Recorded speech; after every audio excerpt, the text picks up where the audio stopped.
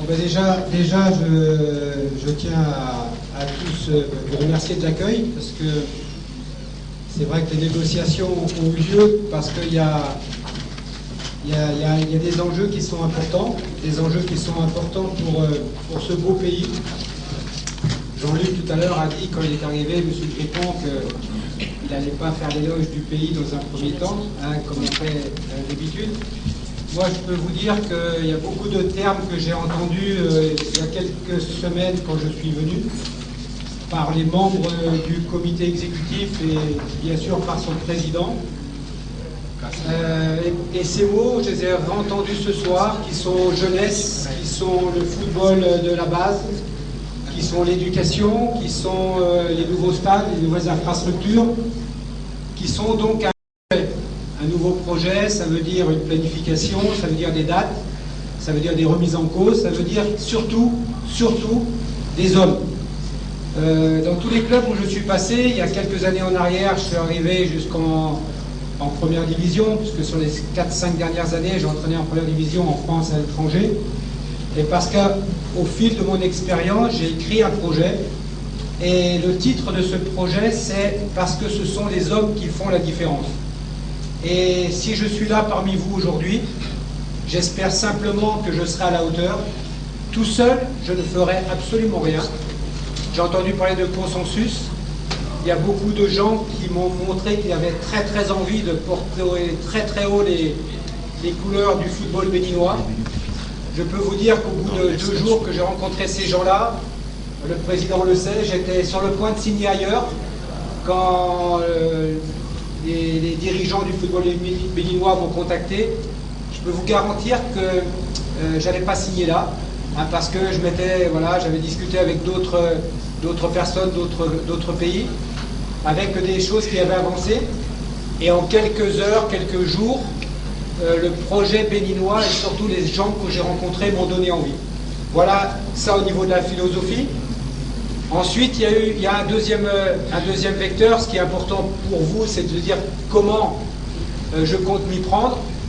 Je compte m'y prendre par rapport en France. Vous savez, on a tous des étiquettes ou des savoir-faire avec des avantages, des inconvénients. Et le mien, je crois, c'est d'être un entraîneur formateur qui, quand je m'engage quelque part, c'est pour du temps. C'est pour travailler avec des gens, avec des éducateurs. Une de mes missions qui m'a été confiée par le président et son comité, c'est de participer à l'évolution du football béninois. Ça passe avant tout par aider les cadres nationaux, aider les entraîneurs locaux et leur faire profiter de mon expérience et de mon savoir-faire. Moi-même, de m'intégrer dans ce paysage et de prendre tout ce qui est la culture du pays et du football béninois, parce que chaque pays a sa culture.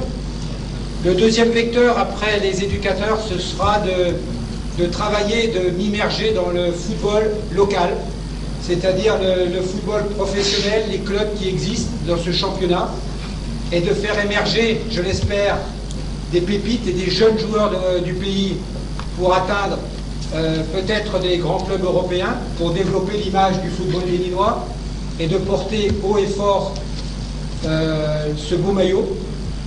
Et le troisième vecteur, bien sûr, ce sera de proposer très rapidement à tous les joueurs béninois expatriés un nouveau projet, qui croient à nouveau à ce nouveau football, à ce qu'on a envie d'y faire, et qu'ils soient eux aussi très fiers d'être les ambassadeurs de ce pays. Voilà ça au niveau des choses. Et puis après, le plus important, il y a ici, dans cette salle, il y a des élus, il y a des partenaires économiques, il y a des dirigeants, il y a des présidents de clubs, il y a des hommes, il y a des femmes, mais il y a surtout, je l'espère, des amoureux du football et des amoureux de notre projet actuel et notre future équipe première.